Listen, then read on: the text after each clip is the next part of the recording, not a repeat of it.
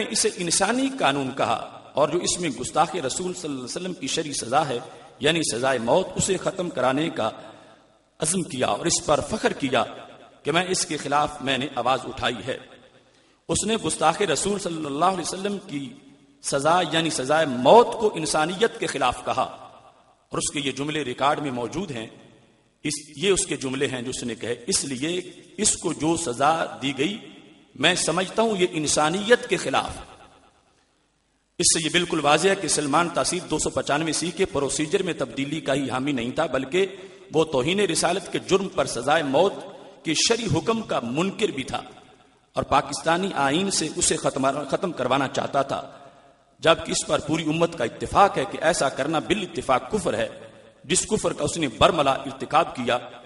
جب اس نے کہا کہ توہین رسالت کے جرم کی قرآن و سنت میں، جب اس سے کہا گیا کہ یہ قرآن و سنت میں سزا ہے اور تم اس گستاخ عورت کو معافی دلوانا چاہتے ہو، تو اس نے جواب میں کہا، یہ اس کے الفاظ ہیں، ہم انسانی طور پر بات کرتے ہیں، ہم اس میں مذہب کو لانا نہیں چاہتے۔ تو اس نے واضح طور پر مذہب کو رد کیا۔ اب مذہب کون کہتا ہے؟ ضیاء الحق کا بنایا ہوا لفظ مذہب کے مقابلے میں اس نے انسانیت کو رکھا اور یہ واضح کیا کہ معاذ اللہ اسلام ایسا دین نہیں کہ جو انسانیت کے حقوق کو پورا کر سکے۔ انسانیت اور چاہتی ہے اور مذہب اور چاہتا ہے، اور ہم ناموس رسالت کے مسئلے پر مذہب کی بات نہیں مانیں گے، معاذ اللہ انسانیت کی بات مانیں گے۔ تو وہ تعویلیں جو لوگ کر رہے ہیں کہ اس نے نواز شریف کے قانون کو ایسا کہا، اس نے وہ ضیاء الحق کے قانون کو ایسا کہا، تو یہ تعویلیں فائدہ نہیں دیتی۔ وہ اپنی زبان سے یہ کہہ چکا ہے کہ میں مذہب کو بیچ میں لانے نہیں چاہتا اور میں مذہب کو سائڈ پہ رکھ کر انسانیت کے نام پر اس کو معاذ اللہ چھڑانا چاہتا ہوں۔ کیونکہ جو پہلی نشست ہے اس میں ہم گورنر کے کلپ پیش کر کے اس پر حوالہ جات پیش کر چکے ہیں تفصیل کے ساتھ۔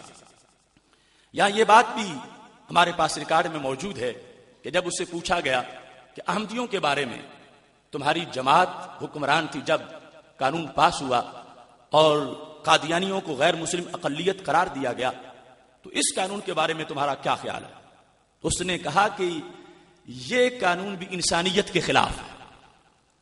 تو ختم نبوت کا جو قطعی اور اجماعی عقیدہ ہے اس کے مقابلے میں بھی اس نے انسانیت کا لفظ استعمال کیا اور کہا کہ یہ غیر مسلم اقلیت قرار دینے کا جو قانون ہے یہ بھی انسانی قانون ہے۔ تو جو بالاجماع مسلمانوں کا عقیدہ ہے ختم نبوت کا، اس کے مقابلے میں اس عقیدے کو وہ انسانیت کے خلاف سمجھتا، اور واضح طور پر اس کے الفاظ موجود ہیں اور وہ ہم تفصیلی بحث میں اس کو پیش بھی کر سکتے ہیں۔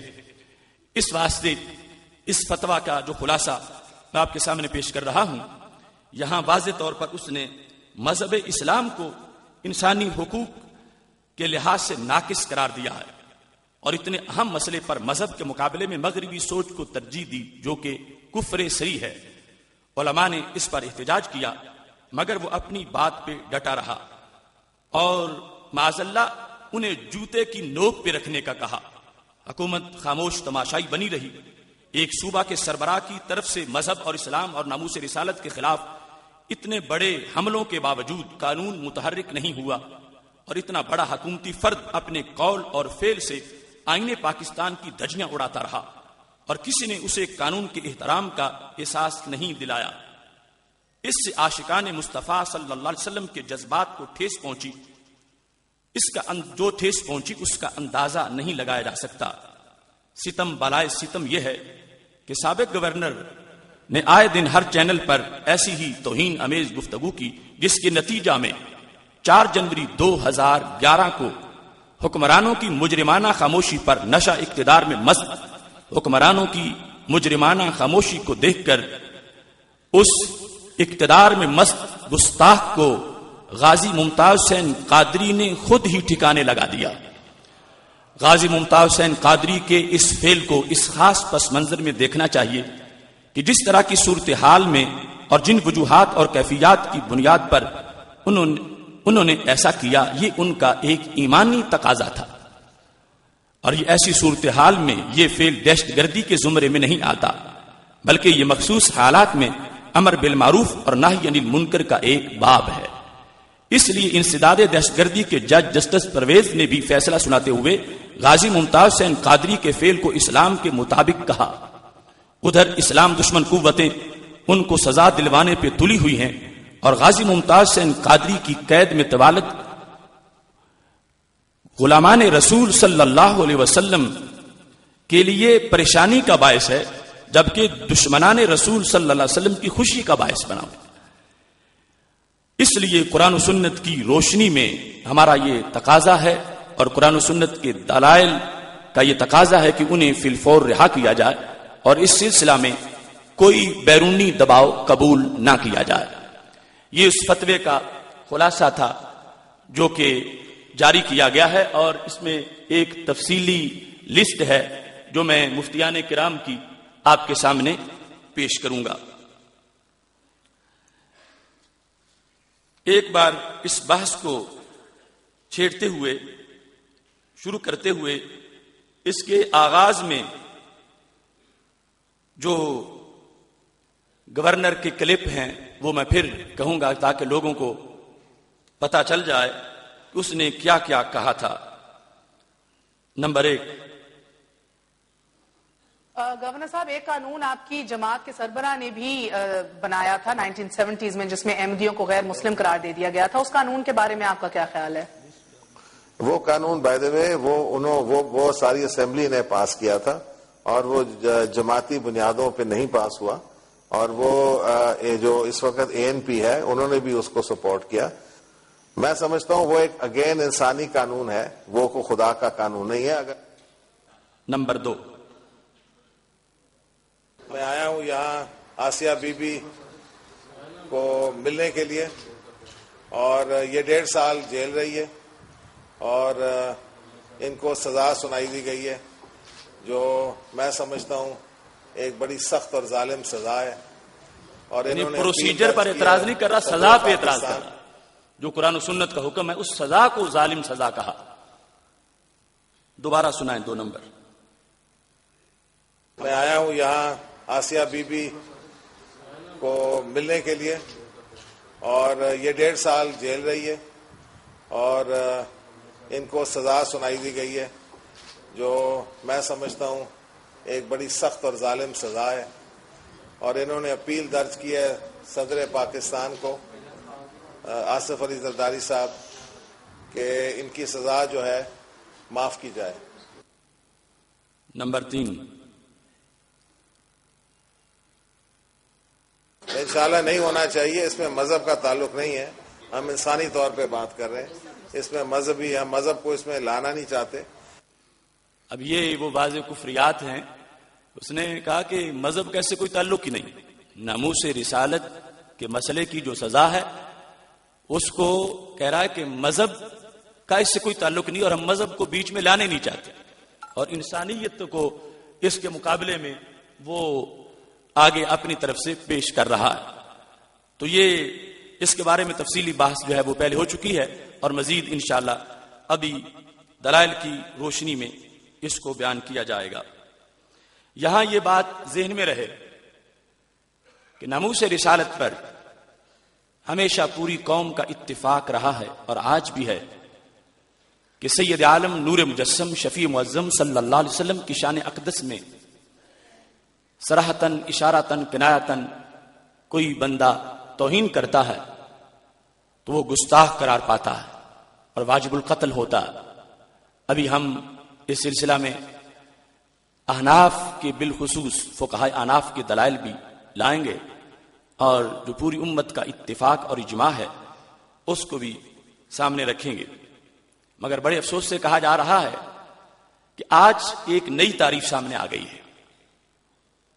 اس تعریف کا خلاصہ یہ ہے کہ صرف ایک صورت ہے توہین رسالت کی، اور وہ صورت کیا ہے کہ گستاخی کے الفاظ بھی صریح ہوں، کفر پر صراحتاً دلالت کریں، اور پھر اس بندے کی نیت بھی عدم کفر کا کوئی اس میں احتمال نہ ہو، اور پھر ساری امت کے علماء اس پر متفق ہو جائیں کہ یہ گستاخی ہے، تو پھر اس کو گستاخی معاذ اللہ کہا جائے.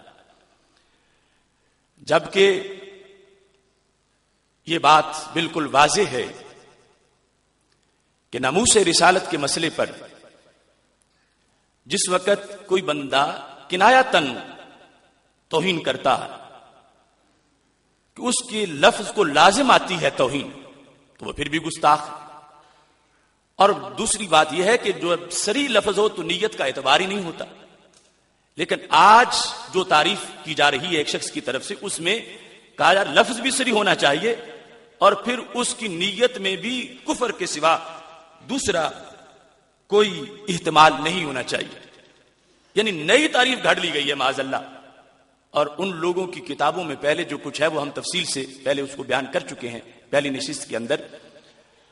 تو یہاں پر اجمالی طور پر یہ ہے کہ جب سیدنا عمر رضی اللہ تعالی عنہ کے سامنے مسئلہ پیش ہوا تھا اور تفصیل کے ساتھ وہ تفاسیر میں موجود ہے.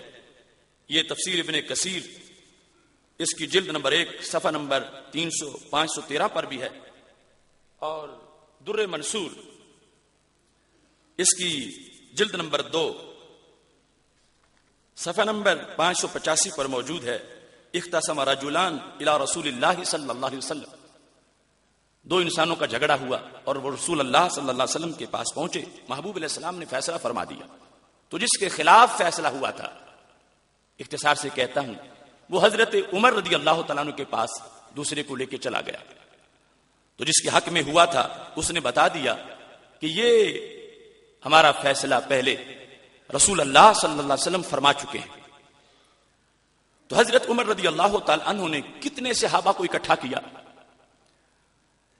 اور حضرت عمر رضی اللہ تعالی عنہ نے اس پر کتنے دنوں اور سالوں کی بحث کے بعد کچھ فیصلہ کیا.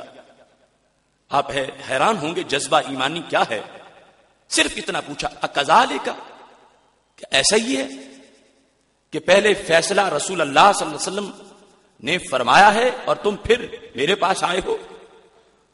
قال نعم. تو شخص نے کہا ہاں ایسا ہی ہے، پہلے فیصلہ تو رسول اللہ صلی اللہ علیہ وسلم نے فرمایا تھا اور ہم پھر آ گئے ہیں. فقال عمر مکانکما حتی اخرج الیکما، پھر ذرا یہیں ٹھہرو، میں آتا ہوں تمہارا فیصلہ کرتا ہوں. فخرج الیہما، باہر آئے اور ہاتھ میں تلوار تھی. فضرب الذی قال ردنا الی عمر فقتلہ، تو وہ جس نے رسول اللہ صلی اللہ علیہ وسلم کے فیصلہ کے بعد حضرت عمر رضی اللہ تعالی عنہ سے پھر فیصلہ کروانا چاہا تھا، حضرت عمر رضی اللہ تعالی عنہ نے تلوار مار کے اس کا سر تن سے جدا کر دیا. بات سوچنے کی ہے. ارے دوسروں سے رائے لینا، مشورہ عام صحابہ سے یہ تو دور کی بات ہے، وہ تو خود سید المرسلین حضرت محمد مصطفیٰ صلی اللہ علیہ وسلم مدینہ شریف میں موجود ہیں. حضرت عمر رضی اللہ تعالی عنہ کو بظاہر چاہیے تھا کہ ایک نیا مسئلہ پیدا ہوا ہے کہ وہ پوچھیں جا کر، یا رسول اللہ صلی اللہ علیہ وسلم، اگر آپ کے فیصلے کے بعد کوئی بندہ دوسرے سے فیصلہ کرواتا ہے تو کیا توہین بنتی ہے یا نہیں بنتی؟ اگر بنتی ہے تو پھر سزا کیا ہے؟ حضرت عمر رضی اللہ تعالی عنہ سے بڑھ کے حرمت دین پر پہرا دینے والا کون ہوگا؟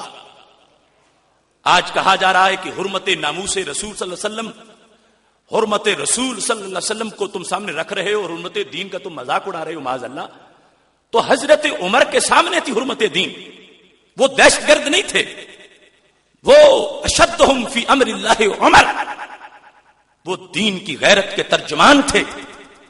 رسول اللہ صلی اللہ علیہ وسلم سے بھی جا کے پوچھنا ضروری نہیں سمجھا کہ اتنی دیر تک اپنا ایمان اس کا کیا بنے گا. فوراً سر اتار دیا ہے. اب جن لوگوں نے آج یہ قید لگائی کہ لفظ صریح ہونا چاہیے، صریح الدلالہ، قطعی طور پر توہین پر دلالت کرے، تو یہاں اس شخص نے جو بشیر نامی منافق تھا، اس نے میرے محبوب علیہ الصلوۃ والسلام کی ذات کو معاذ اللہ کوئی گالی نہیں بکی، کوئی اس نے اس طرح کا جملہ نہیں بولا جو براہ راست توہین ہو، بالواسطہ توہین بن رہی تھی کہ اس کو لازم یہ آ رہا تھا کہ یہ شخص معاذ اللہ نبی علیہ السلام کی عدالت کو مسترد کر رہا ہے، یہ بالواسطہ لازم آ رہا تھا. تو حضرت عمر رضی اللہ تعالی عنہ نے یہ ضروری سمجھا کہ یہ توہین کر گیا اور توہین رسالت کا مرتکب ہو چکا ہے، اور آگے پھر توبہ کی مہلت ہی نہیں دی. آج یہ شخص توبہ توبہ توبہ توبہ کر رہا ہے، وہاں توبہ کی مہلت ہی نہیں دی،